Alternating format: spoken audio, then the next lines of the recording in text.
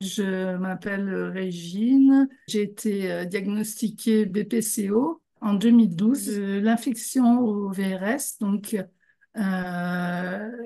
s'est manifestée le 24 décembre 2023. Ça a été très brutal. J'avais un début de petit rhume, on va dire, et un peu de tout, mais très raisonnable. Et, le matin, donc du 24, je n'ai pas pu me lever du lit, je n'arrivais pas. Et c'est là, donc, on s'est rendu compte qu'il y avait un gros problème. Donc, on a appelé SOS médecin qui a fait venir le SAMU pour m'emmener à l'hôpital aux urgences. Là, j'avais donc une saturation à 87.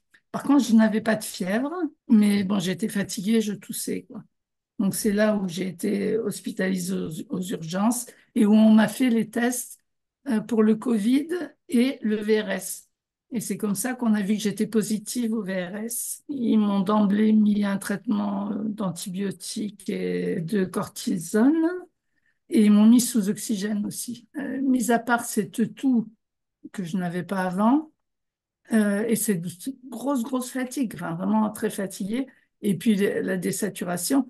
Et sinon, c'était compliqué de faire la différence entre les deux, parce que j'avais pas de fièvre, j'avais pas de choses comme ça qui auraient pu m'indiquer que c'était lié au VRS et non à la BPCO. Parce que finalement, le VRS, il m'a déclenché une exacerbation de la BPCO. Donc, c'était un peu mélangé, quoi.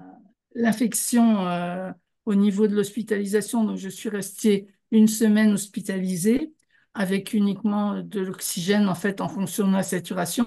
Ils attendaient de voir que ma saturation remonte. Et donc, ensuite, donc, au bout de 8 jours, ils m'ont autorisé à rentrer chez moi, mais à condition que j'ai l'oxygène à la maison, ce que je n'avais pas avant. Après, ça a été, j'avais pas de traitement particulier. C'était les mêmes traitements que j'avais avant pour la BPCO. Et en gros, j'ai attendu que ça se passe, quoi. J'étais fatiguée, ben, je me reposais. De toute manière, je pouvais rien faire, hein. J'avais des essoufflements dès que je me levais. J'arrivais pas à gérer le quotidien, hein. Je manquais d'appétit et j'avais perdu aussi du poids. L'évolution était un peu comme des montagnes russes, quoi. Un mois, ça allait, l'autre mois, ça n'allait pas. Donc, c'était pas évident à gérer. Mais bon, j'ai pris mon mal en patience et finalement, on en est venu à bout. J'ai été handicapée avec cette infection durant 4 mois où j'ai pas pu reprendre une vie normale. Et à partir du mois de mai, là, petit à petit, j'ai repris. Et j'ai retrouvé, on va dire, le niveau où j'étais avant l'infection. J'avais entendu parler, oui, effectivement, aux informations ou sur Internet, je ne me souviens plus, du VRS, mais pour les nourrissons, effectivement, la bronchiolite. Mais par contre, pour les adultes, je ne savais pas que...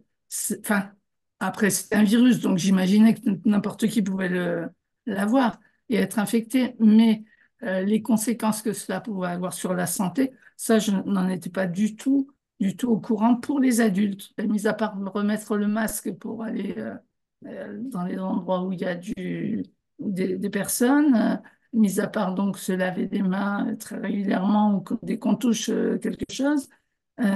Sinon, après, ce que moi j'espérerais, c'est avoir un vaccin pour, comme on en est vacciné contre la grippe, ben, si on pouvait être vacciné, pardon, si on pouvait être vacciné pour le VRS, ça serait l'idéal. Enfin, moi, je signe, hein.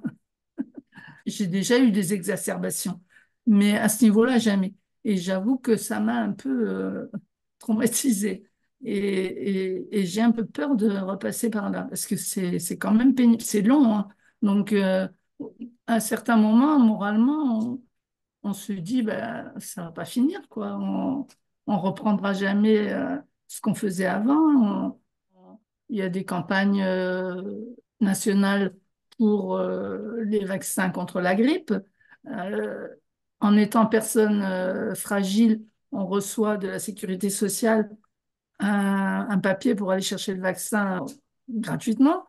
Euh, Ça serait bien de coupler une campagne, puisque c'est à peu près au même moment que les infections se font.